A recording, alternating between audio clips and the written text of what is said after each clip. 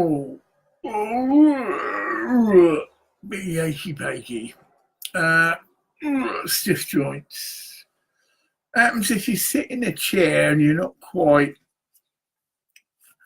seeing. I've just been doing it. I've got a big 27-inch iMac that was involved in the fire, but I have to suss it out because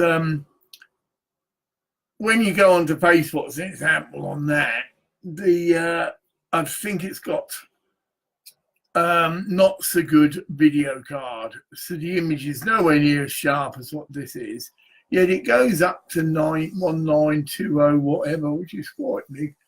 But anyway, it was involved in my fire. This is the loft where I had the fire, and my shrine, which is obviously no longer there, was that side. Now it's all been redecorated and whatever, and I've got my PA system up here, survived, my mixer, lovely little amp, Roland amp. Oh, that's a good, let's get my glasses, yeah. A Roland V-Synth XT, but the actual box, so you can attach any keyboard to it. That's a fantastic bit of kit. And a Roland drum. These are all things left over from Shamanic Studios.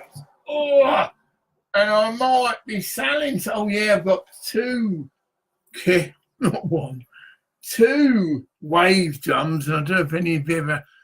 Oh, they're fantastic kit again. They are actually a drum, and they've got a leather skin, but it actually triggers the synthesizer, and you can get them. And they've got some all traditional acoustic percussion instruments in. You've got synthesizers, you can blend them. Incredible. I mean, I was in my youth quite a bit of a handy percussionist. Oh, that's right. I know we're off to now. I attended this and run by a proper Native American Indian shaman in this lovely country house. I didn't do many of these things, but this was, you know, a workshop, and it was an all-night thing, and the drummers just brought along their little things that you get, you know, shaman drums and whatever. And I had, but that's me, a set of 11 inches, that mean nothing to you, congas. But I played them similar to tabla players, and I had a heartbeat bass rhythm, right? Well, better do boom, boom, boom, boom, boom, boom. It's just like a heart, and I felt it was like the planet's heartbeat, right? Boom, boom, boom, and then ticker, ticker, ticker.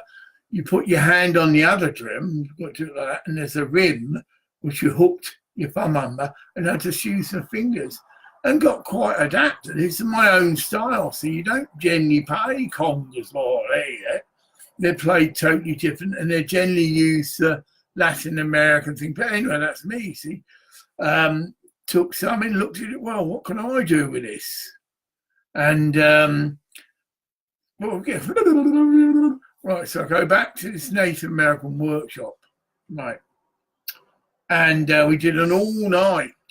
This is the thing, and this is why I came in, because, you know, I was praying and I called down an anointing. It got a bit lax, shall we say. People, and people literally just weren't dancing or just walking, literally asleep on their feet, I think, but bless them. So I thought, then I called up and give this a bit of welly. So every now and then I would really thump in and, you know, get them going, boom, boom, boom, boom, boom, boom, boom, boom, right, and got things moving. I better get to the crux. So I was doing this and really putting in some energy, you see. I mean, that was my role, right? Because it was a ritual. I'm having trouble remembering what it was, but we literally danced the night away. Wasn't quite there, but, you know, went all through the night. I was enjoying it, but I thought most other people hadn't quite got it, because, you know,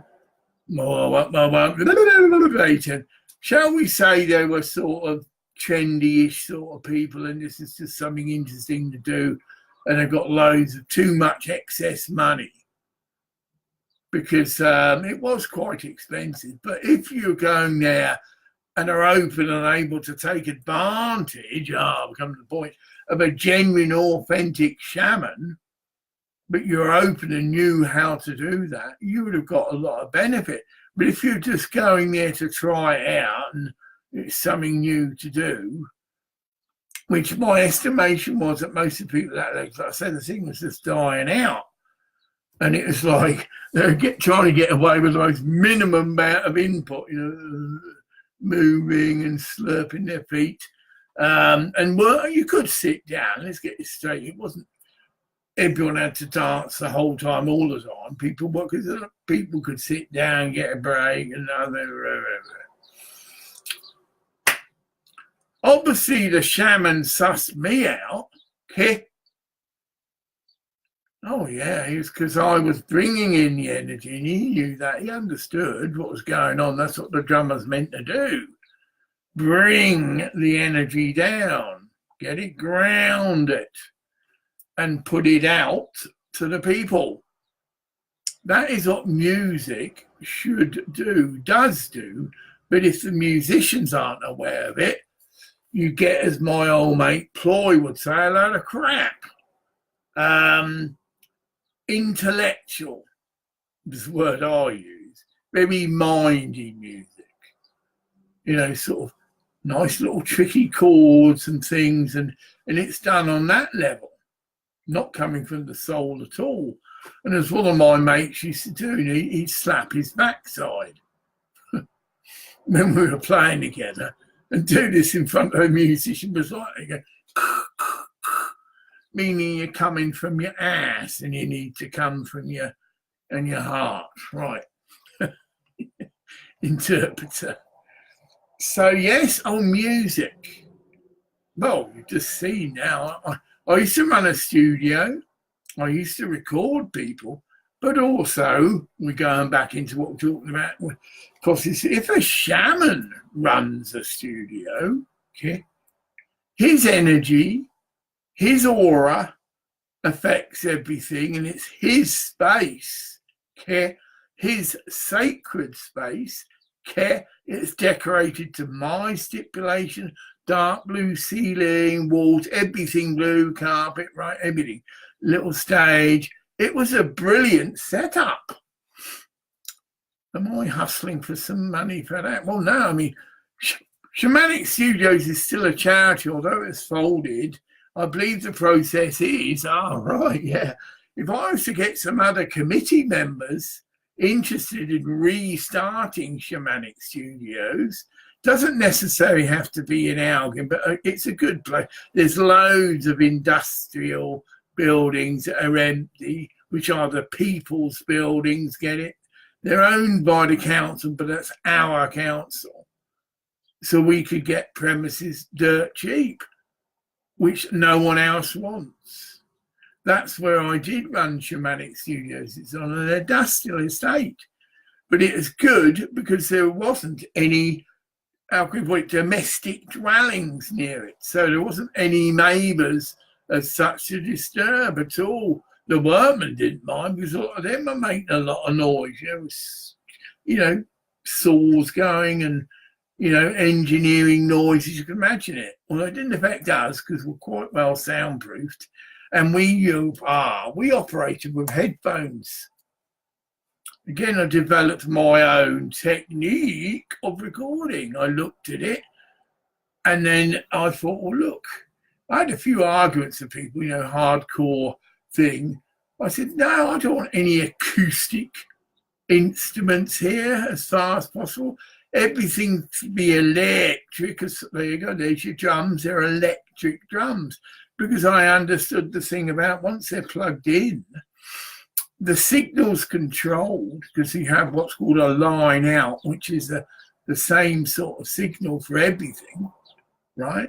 Could put it into a digital mixer and you'd have none of this hum and fuzz that you get with well, I would say conventional studios at the time. Digital studios were totally unheard of around here.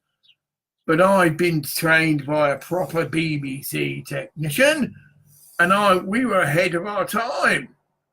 And the Shamanic Studios is a total digital studio. So I could have 10 or 12 musicians on the stage. They could, contradict myself a bit, have acoustic drums, and they'd just be mic'd up, you get me?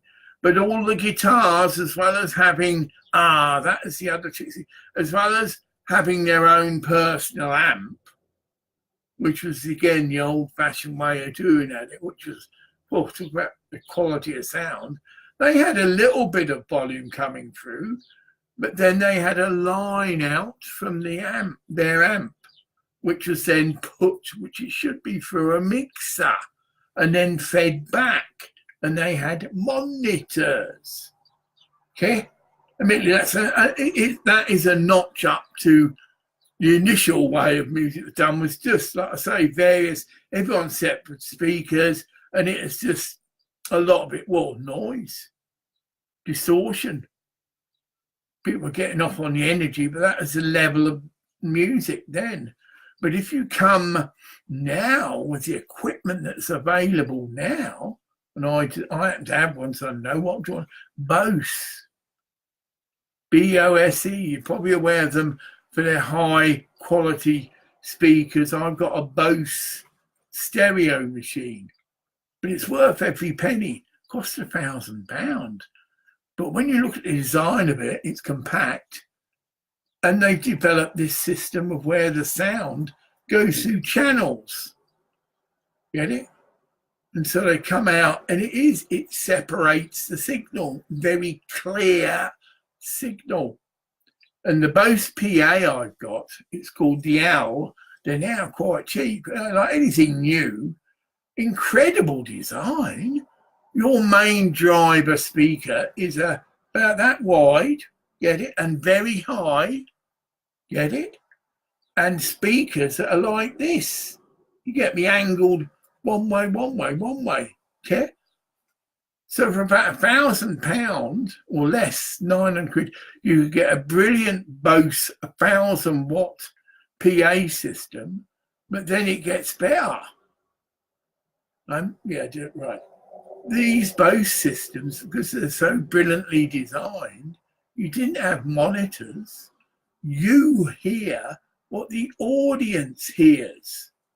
So you could make the golden rule of standing in front of a Bose speaker, because the sound isn't just going straight ahead, get it? It's angled. So you've got over 32 little speakers in your main driver, if you want to see it that. You've got bass bins, which you can build up to 4. So you've got a very compact PA system. You could literally fit in the boot of a car, because your big tall speaker splits into 2 and has its own little case. And you could have, this is a bit special, for 400 quid, but it's well worth it. You'd have your own mixer, okay? Just a little thing like this. But the quality of that mixer, it had all, because this is what you're paying for, all the Bose sound engineers had done all this matching, all the different mics you could generally get, instruments, whether it's a guitar thing, had done their own, if you understand this, equalization setting. So you could put something in, and just with a little bit of tweak, get a perfectly crisp, clear sound. And for those of you that have never, it would blow your mind. Because the other thing is, it wasn't all this big stacks, right? Just one tall shaft up. And bass bins, which, like I say, weren't very big either. But you had a 1,000-watt PA system. And you had its own little mixer, which has got all these presets. Even for the type of mic, you've got a Shure SM57 is its amp. Well accepted, great vocal mic for rock music. Get a Shure thing and all that. But you had all these other mics, preset, and they done all this doing it, setting it, you know, in the laboratory, and it's obviously all on digital storage system. You understand me? So it's, again, of what he said, it's no bigger than this. So and it's strapped onto the big, obviously, head driver speaker. Okay, people argue paid £400 for it, but the quality and the compactness. Why am I saying, right? Not an ego. I took 2 of these to Thailand. Cost me a lot.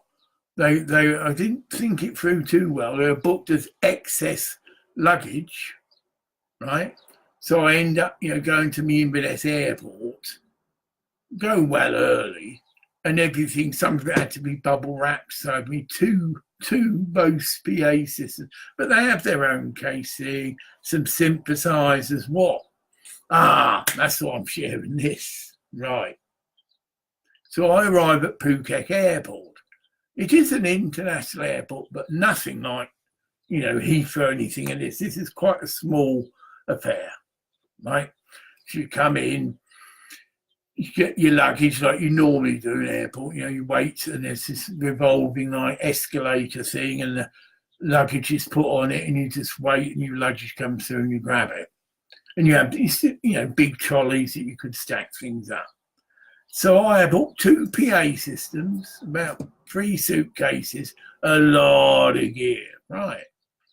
And this is the time. See, I believe in Marino. I was really silly, but I can't get it done now. I took a jar of my Shaman's mix because I never saw it as a drug. Big Kilner jar, right? I've gone all over that. You know how I make it, prayer. That's how you make a Shaman's mix. It was Salvia Divorum, about 80%. 20% of San Pedro cactus powder. That's how they sell it. You get a big drum, but it's dried in the sun. The Salvia Divorum isn't actually, it can come through, not moist, but it isn't dry and crispy. And that's to show the person purchasing it's fresh. But by the time, as I did, you put it through a coffee grinder, the friction would heat it up, and it does end up a powder.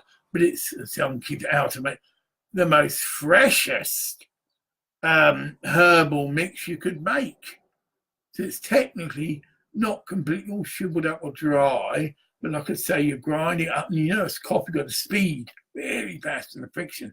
And it took quite a time, but it was the best, highest quality Shaman sacrament I've ever had, because the cannabis that was put in it, white rhino, which is a particular strain, particularly been developed to grow in maybe a 3-foot high grow box, right? And so not a lot. We're talking about 12 of them you could hang up. That's the best way to do that. So just hang them up, let them dry, and then you just strip them. You get me? So you leave all the big stems behind. Yeah. Then, like I say, that was added to a massive big bowl. I would honestly estimate there's no more, that's right, than even maybe 2% marijuana in this big mix, right? Good God. Right, I'm just being told that when I made this mix, it's the same homeopathic theory, okay? Gone all over that about the water, right? And how everything has an aura, energy field, right? And this mix that I made, you can't hear it. Right. I'm getting some rather persistent acid. So everything has an aura. We've gone over that all to do with the healing water and Boston Pyramid water, and that's actually what's going on. You know, when I do get that together, I'll do a detailed how to make your medicinal pyramid water, right? Because I'm learning, but it's an ongoing curve. But yeah, I think I've got pretty near to the end of that, because that's it. I'm not being inspired to add anything else. Like I say, it incorporates crystals, it incorporates the flower lie and the pyramid. It's a brilliant setup. Okay, so you've got a pyramid. Obviously, you've seen it, a lot of you have, but this is, again, who knows? But then you've got a big container of water, like on the base, and then on top of it, you have the flower of life circular carved disc. So it's wood, not metal. Again, the Russians clearly said that best not to have any metal within the structure. And as you can see, no wood, even in its wood, okay? No metal in its construction, but apparently copper's okay. Oh, I don't know, because I've got this big copper pyramid, which is brilliant. Again, I've done about that, how it just folds up and that there's chain link at the bottom. So it's like opening an umbrella. Perfect for doing the work that I'm talking about, traveling around and just visiting PowerPoints. But you become a PowerPoint yourself. You sit under the pyramid, you orientate the pyramid north, so you just need a compass, and away you go. And you can just do, excuse me, the latest meditation technique that has really taken hold, mindfulness. And that just means that you calm down, close your eyes, and you are watching your breath. And at first it is, you could say repetitive, but that's what it's meant to be doing. It's like, don't like that, it's not balanced. So you're watching your breath, and then when you've lost your concentration on your breath, your mind's gone off onto whatever, you just bring it back. My teacher said it's just like a puppy. You just got to keep bringing it back. And eventually it does. You don't get wound up when you don't get, you should be a puppy. You just patience, and he or she will soon learn. And it's the same with the mindfulness technique. But we have now got the Muse headband, which I've tried out, and it's excellent. It is £200, but you're paying for a biofeedback device that can hook into either an iPad or a phone. You get a reading after every single session, and you can start your session just with 5 minutes, 10 minutes, 20 minutes, 40 minutes, or whatever. I've been told to... Hi, Joe. I'm just quickly seeing... Oh, there's not a lot. Oh, there is. Woo. Yeah. No, I'm just looking for messages, though. No one said anything. Love you. Nice one. Oh, that's nice. He hasn't said nice right, but it's in a... Oh, shit. Yeah, Joe. Oh, there's quite a few people, obviously. It rings a bell. I may as well throw that in. My friendship number has reached its maximum. I have indicated, but I haven't done it formally or whatever, that I'd probably like to have that expanded to 10,000, because this is the number I've had impressed on me. So other than that, if, however long that takes to process or be agreed by Facebook,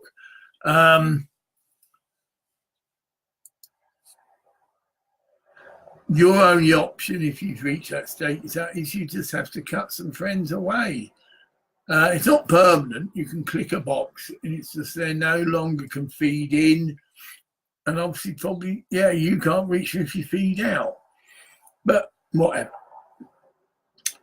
I am now. This is for people who want to do this. But obviously, I will come to talk about relevant topics to do with all the other things that have been happening in my life.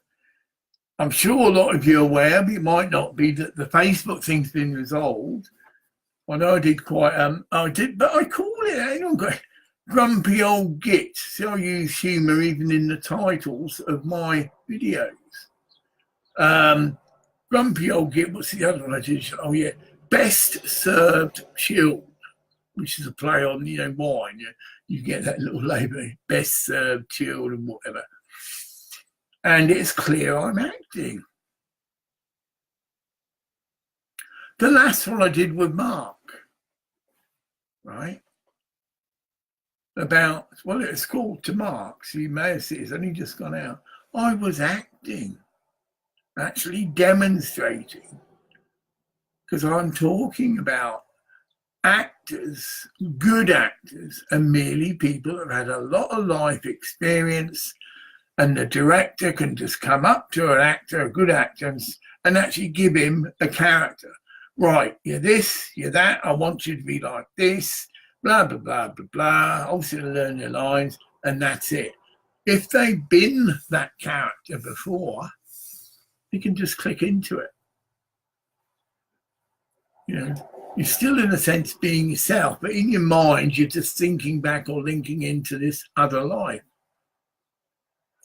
as you was, and that was the grumpy old man persona, I called it. That was me in another life. I was all the time a grumpy old git. A bit like Alf Garnett. There you go. In fact, that's one of the counter things I used.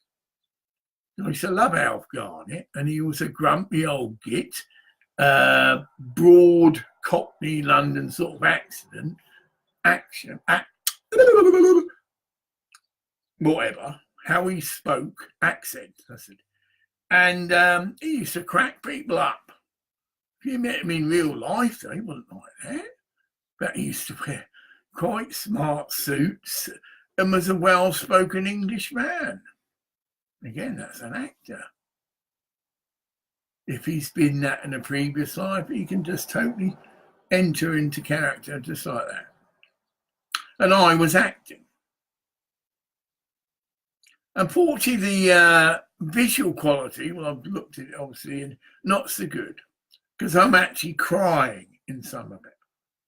And a lot of people will tell you anything about acting. That's not so easy to do unless you've actually been there. So it is, it's acting, but it is also elements of my soul coming through. I mean, I was overwhelmed, no other word.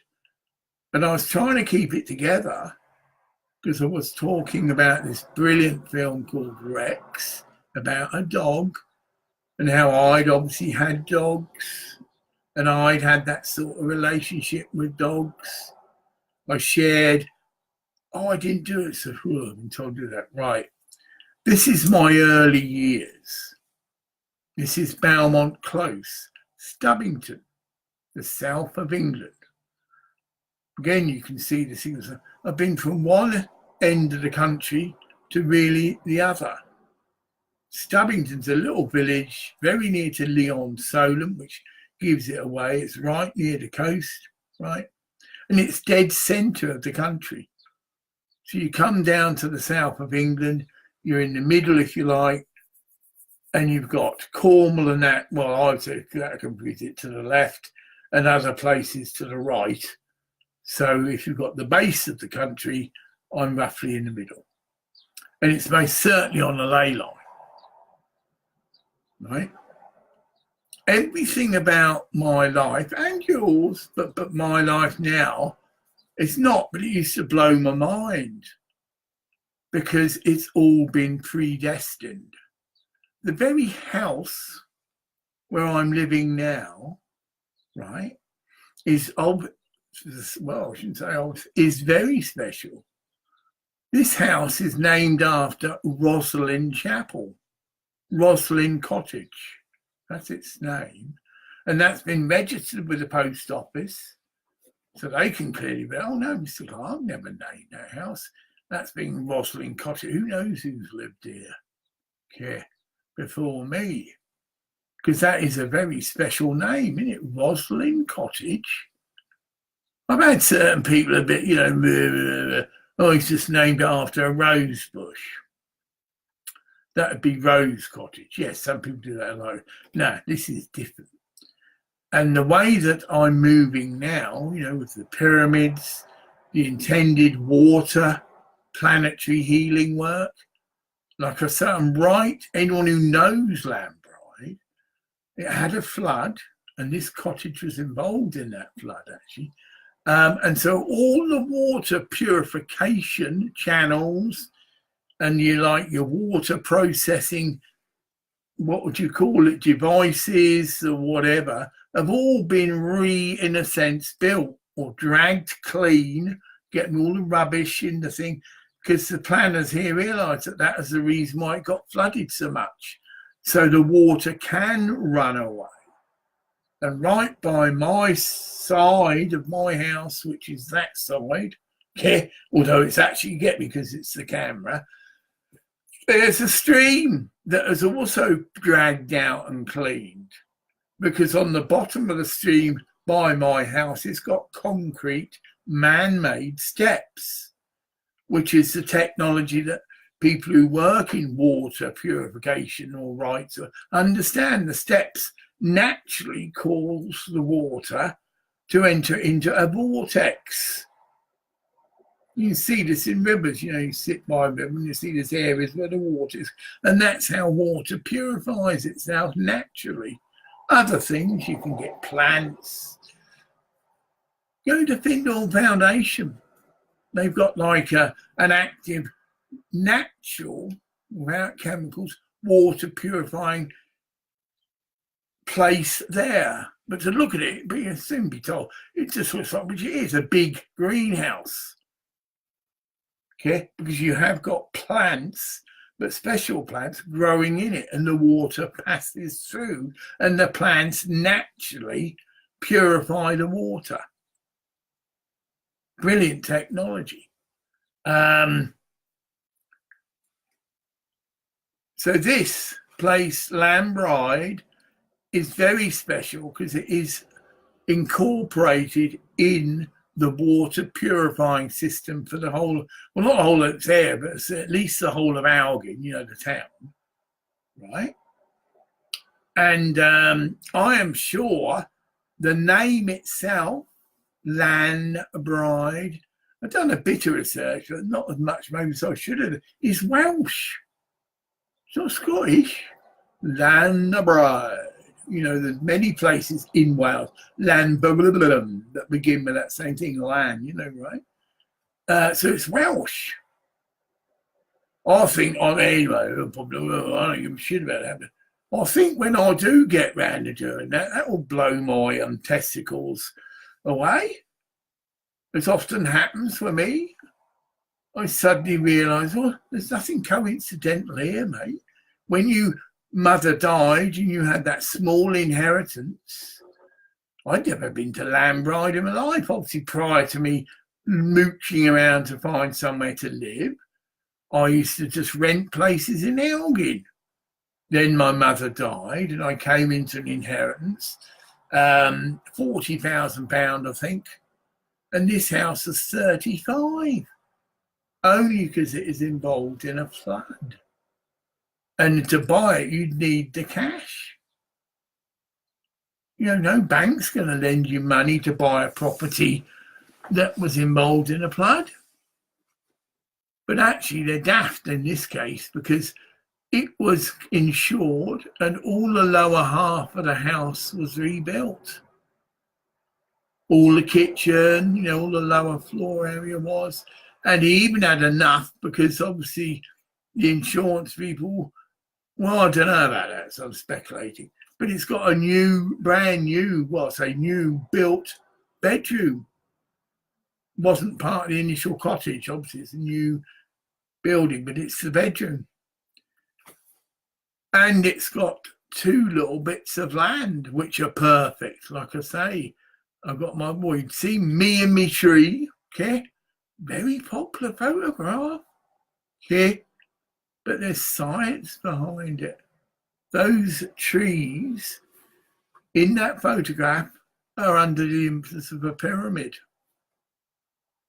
So I am living in a place where scientists can come and measure it. I could hear, oh, now he's doing, nah. I have got, which you can buy, a water measuring device, we say. But it's just a little thing. People who keep fish get them because they have to monitor the quality of the water. And if it goes over a certain parts per million, that's how it's measured in, they generally will clean the water. When I first started this research of water, I used to buy bottled water because that's the hype, you know, get this. I did a bit of research and sussed out one that wasn't too expensive, but also had a good reputation of being good quality water, right? To my surprise, when I came to just test my tap water, I don't know why, but whatever just inspired to do it, I wonder what my tap water was a better quality than any of the bottled waters I've been buying. Again, because of this whole new water purification system that has been totally upgraded because there was a flood. Okay. Yes, mate, sorry. What time is this? 4 o'clock? Oh, shut up. I don't normally come online at this time. Get it? This is it. Yeah, I mean, I'm through. You know, my routine's just gone through the wall or the roof. As the spirit moves, you used to say in my church. You know, I did a video 5 o'clock this morning. That seems to be constant. I've had a nice break and I've been doing other things and just got a strong impression. You know, it's coming up to my tea time, right? Stomach starts to think, you know, it's nearly 5 o'clock, okay? And that's traditionally when I do have to have a meal, you know, because I can get lightheaded being a diabetic. So I am being really inspired and encouraged, to quote Dr. John. I am in the right place and I am in the right time. So this urge to go to Bosnia is slowly dwindling away. And I have, every now and then, done, this is my smaller one, pendulum, done loads of readings. Should I go to Bosnia? No. And even though I haven't got my Bosnia pyramid, well, you know, no. Blessed Michael, please to all close, thank you. Blessed guides and helpers, please to all close, thank you.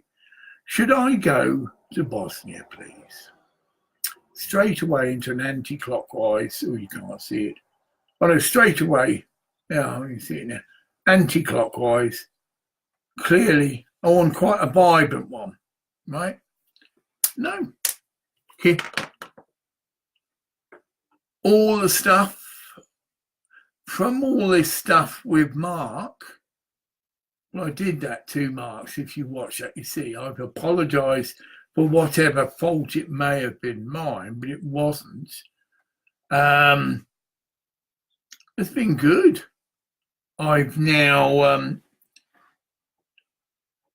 made a little, well, you've seen it. I say invited him, although that's not a big deal, to be the deed poll form. That's it. He's got offers of various involvement, right? Most simple, basic one is just to be the counter signatory for my deed poll application, which I've had 2 months and haven't got it together to get it signed because it will be a bit of a hassle. I've then got to take it to my banks, anything that thing to formally inform them that the name's changed, right? And then I've asked him, because that's a step forward. As well, right. I'm not doing it now. Theatre of unemployment. Right? It was on this computer, and I've got it on this because my printer is downstairs and the computer link to that is. So I have now, and more importantly, I can put that in. It's on a PDF file. I think it's a JPEG, but I think that because you're limited with email attachments. But I will see. Anyone who'd like to have an outline of the Theatre of Unemployment in the original document, although it's small, that doesn't matter. It's like in a leaflet size. Remember I said one of them was a big A4 designed for people who just wanted to put it on the wall and you didn't have to turn it over because all the information was on one side. But there's the brilliant graphic of the starving person in Ethiopia, which is on A4 size as well. So it's a really striking, and it has Samantia, the art of the relief of suffering. Now, I know only about 3 people here are, if even interested in this. That doesn't bother you. You're doing a valid job. But as you know, this isn't just for you. The people are actually witnessing it. You're doing an important job. You're providing that magic number. When 2 or 3 are gathered in my name, my presence is felt. I mean, it's well more than that, but it is facilitating the mechanics for the channeling. That's exactly what you're participating in, whether you know. It's not just you. It's all your guides and helpers that are with you, that are now clinking into my guides and helpers. And probably joking, like, oh, hello, John, wow, because they've known each other in previous lives and all the rest of it. And that's how it is, like a big gathering. And it doesn't matter that you're thousands of miles away. Said that, these beings, guides and helpers who are no longer restricted to a physical body, literally, as we read, in a twinkling of an eye, and just in thinking to something, they're there. Okay? I want to be with Graham Clark. Boom. Or even the name of the guides and helpers that I personally have got. I want to be with him. Zoom. You get guides, inspire guides. Complex interneted system. Everything is connected with everything else, and certainly all our guides and helpers are connected. If we've had thousands of incarnations before, just mathematically, you can work that out. Oh, so I'm not just Joe Bloggs who's 18 and a school kid or a college student. I have been many things before. You get it to the age. Well, I'm only an 18-year-old kid, Graham. How can I have infinite wisdom or access to that? Because you've been many other lives in the past, and the only thing that's stopping you accessing this knowledge is your own programming. The Christian church under male, and I stress that, you see the pattern, under the domination of male popes, has suppressed all this awareness. Okay? And it's the women we ought to be very thankful for, who did follow their heart and spirit and did suss who Jesus really was.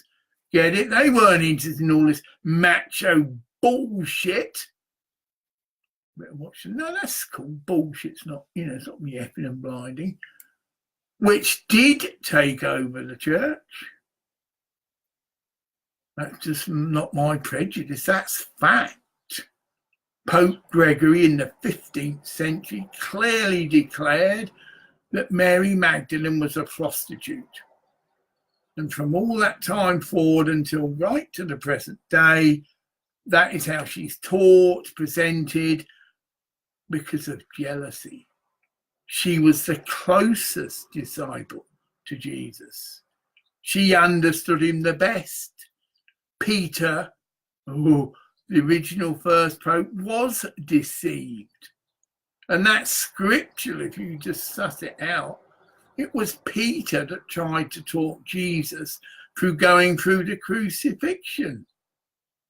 And he's supposed to be a spiritually aware person that was entrusted with the church. Okay? I think that's another case of the males.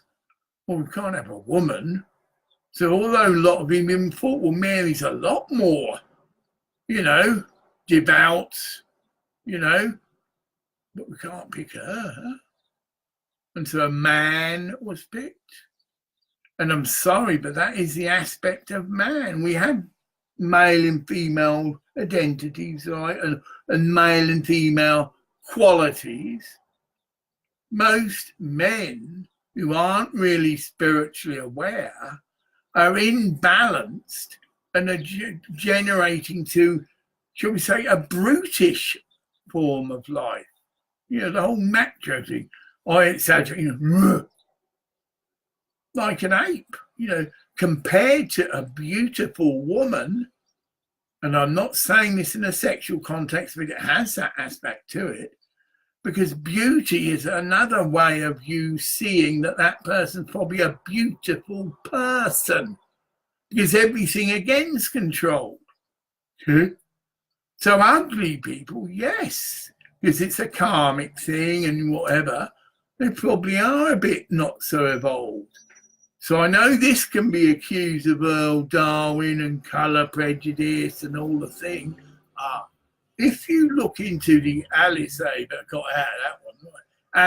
Bailey teachings, it does talk about, and this is a pure spiritual source. Get it? This isn't some bigot who is prejudiced against people with colour and that. This is just seeing it in a scientific thing, that certain races of men, because that's how they describe it, the different sorts of race. And some are not so evolved as others. And it is linked to a very large extent to their physical form. But like everything I say, and any other teacher will say, there's no one size fits all. Of course, there are examples of people, shall we say, you've got a Negro, as would be the form body, and are geniuses and are very, very evolved.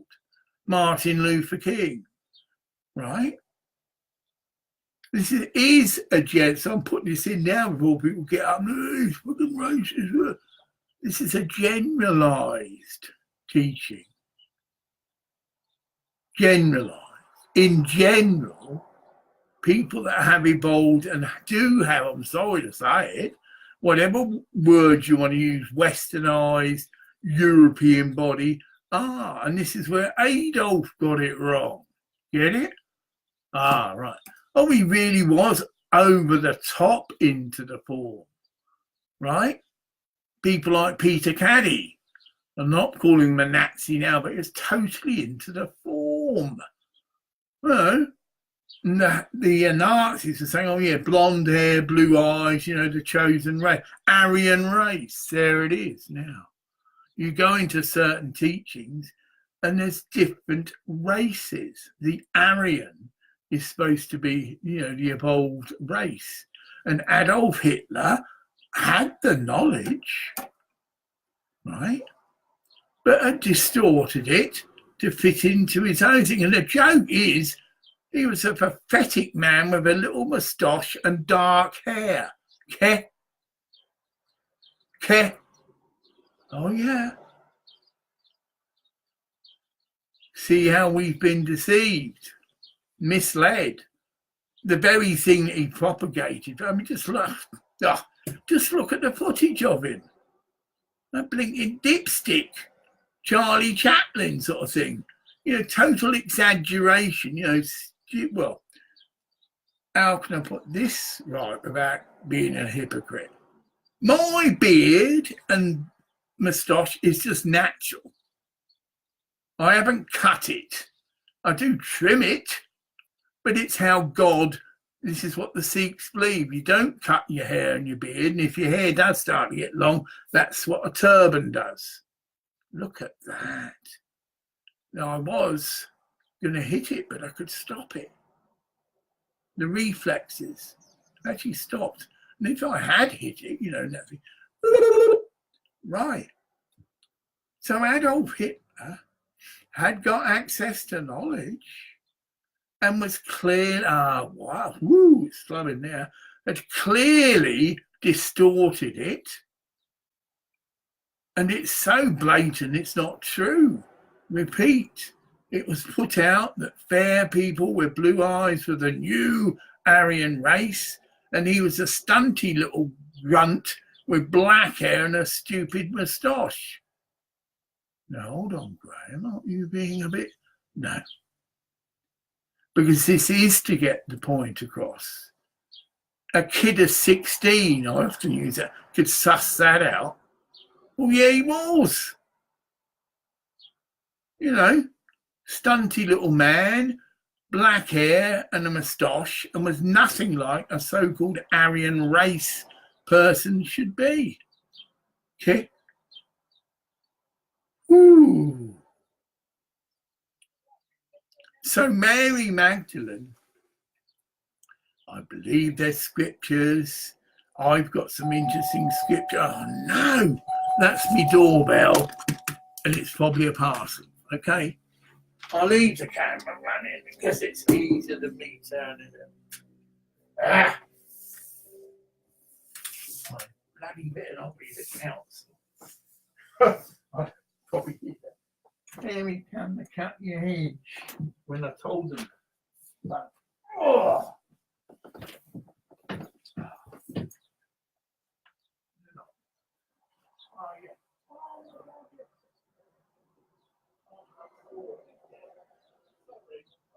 I was cursing.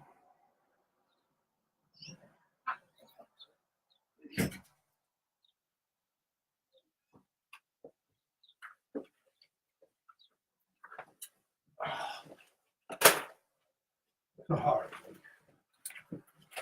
Oh dear. It's a hard.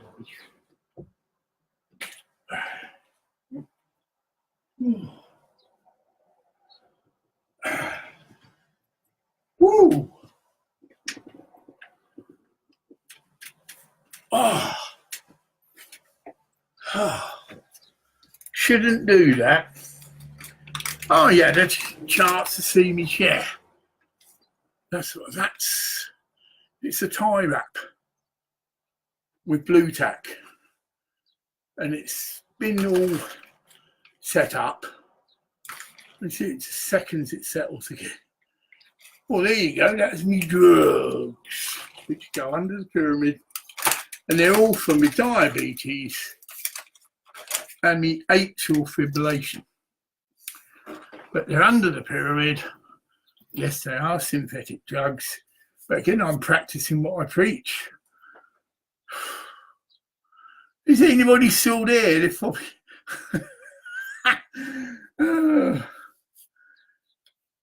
Right.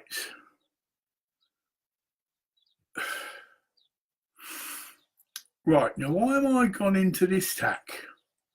Well, I did know why. I have been contacted by a member of what's called the Illuminati. Okay.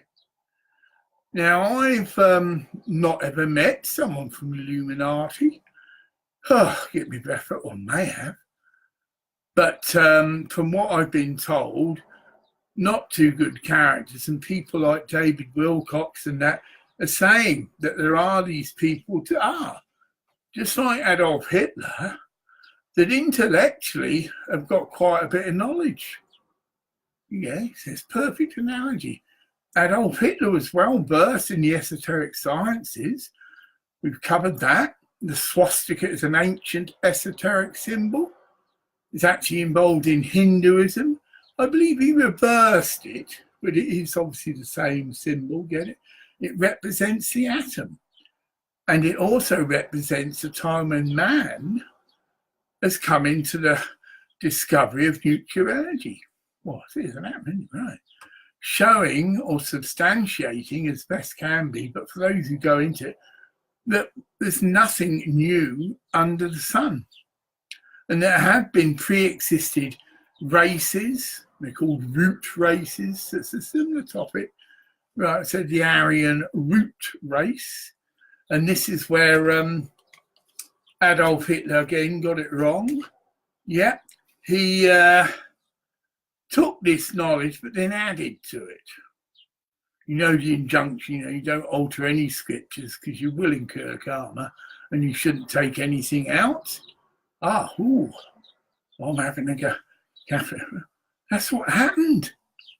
I don't know the date, 16th century. They had a big meeting and the scriptures were interfered with. Large portions of the scriptures were removed. Okay? And yet these people were supposed to be protecting the truth.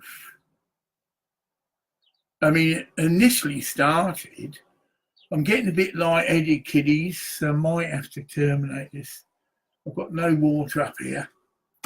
That's just my diabetes. So if I do a regular food or liquid, I mean, it's so bad that if I stoop down for something, I get dizzy, So I've really got to watch. And especially if I dash upstairs. Okay, you heard I was a bit so I'm looking at the time. Oh yeah, we've gone over the hour. So this is to be continued. Not today or tonight.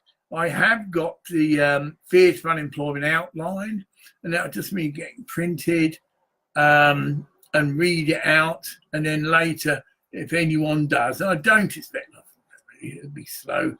It's now available to send to people via email, through Messenger. I can just attach it to that and whatever. So the next phase is now set up and whatever. So it's lovely being with you, but I'm actually also very hungry. We're right up to what I call the feeding hour, not the witching hour. 5 o'clock, yeah, my body is on, and I've got, I said, I'm sorry, I'm going to do this. Luckily, I did have the foresight to bring some bananas. A good high energy hit. You can eat any time. I love bananas. So, a bit.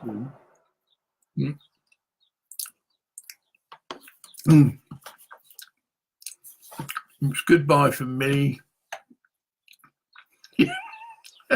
Love bananas. Goodbye from me.